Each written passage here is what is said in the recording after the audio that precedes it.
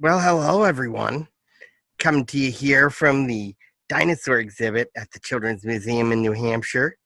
And next up, we're going to have an activity that has to do with bats. Some people think my teeth resemble the teeth of the bats. What do you think? Anyway, what we're doing next is a workshop, and it's going to be by the Center for Wildlife. They're going to show us a little bit about how to build a bat house. Now, did you know that bats eat their own body weight in bugs every night? Kind of awesome and kind of gross, huh? Well, let's help our friendly neighborhood bats out by building them their own houses. Come join us for this workshop.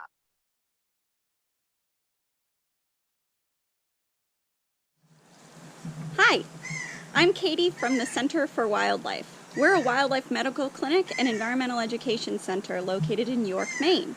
We have a really simple craft that can help you support wildlife. Bats are really important for our ecosystems, and they provide a lot of services for us in the form of pest control. So something that you can do to help support your bat populations is build a bat house. That's what we're going to be doing today. So a bat house is really easy to make. You just need some simple materials. The first thing you're going to need is a really good bat house design. We like to use designs from batcon.org or Bat Conservation International. They've done a lot of research on exactly what criteria go into making a successful bat house, and this is where you can find a lot of resources as well. So our bat house design right here is modified a little bit from this one, but it meets all of the criteria that make for a successful bat house. And that is another great resource that we will attach for you guys is this right here, this pamphlet about what exactly goes into making a bat house successful, i.e. bats like to live in it. So these are really important resources before you get started with building your bat house. The materials for your bat house should include outdoor grade plywood cut to the specifications of your design. For us, that's this size here, but you're going to have a few different pieces made out of that outdoor grade plywood, and they recommend at least 4 ply. You're also going to need some cedar strapping, and using outdoor grade woods and cedar are going to prevent the bat house from breaking down or rotting. You're also going to need outdoor grade nails or screws. Screws will last longer, but nails are a little bit easier. So anything made out of galvanized steel, something like that, that's slow to rust, will be really useful. Roofing nails are what we like to use. And then you're also going to need a hammer for assembly, or a screwdriver if you're going to be using screws. And you're also going to need a flathead screwdriver, and we'll discuss what that's for in just a second. The first thing you're going to want to do is scour your bat house, the interior, using the flat-headed screwdriver. This is to rough up the wood a little bit so that the bats have something to grip while they're climbing into the bat house. Some designs might recommend using wire mesh or fabric mesh, but we actually don't recommend using either of those. This is kind of the easiest way to rough it up enough that it can allow them to grip, but not introduce rusting materials or materials that could collect bacteria or get really gross and dirty. So that's the first thing you're going to want to do, and it should look like this.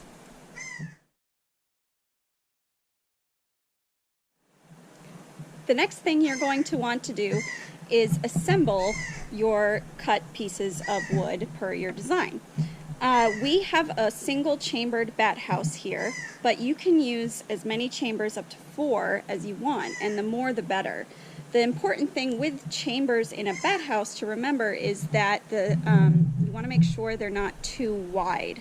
So bats can actually squeeze into about 1/4 of an inch worth of space, and anything too much bigger than that, and you're going to invite other animals into that bat house. So keeping the chambers really thin helps to make sure that only bats are going to be living in your bat house. So you're going to assemble your bat house based on your design's instructions, and for us that will look like this.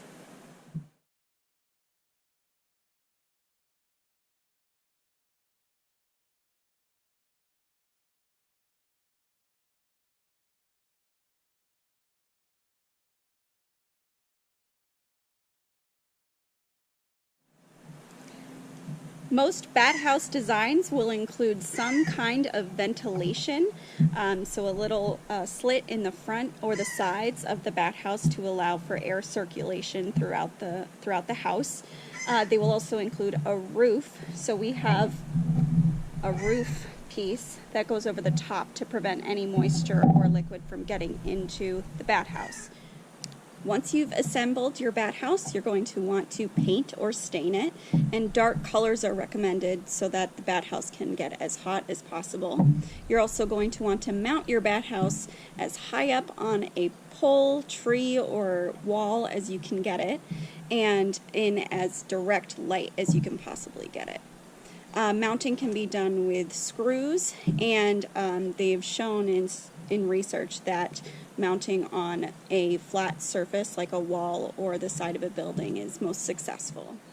We hope you have fun building your bat house. It really is a great way to support your local bat populations and provide them with more places to live. Bats are an incredible part of our ecosystem. They eat their body weight in insects every night, and they do a lot of free pest control for us while we're sleeping. So definitely supporting them supports us. Thank you so much, and we hope to see you soon at the Center for Wildlife.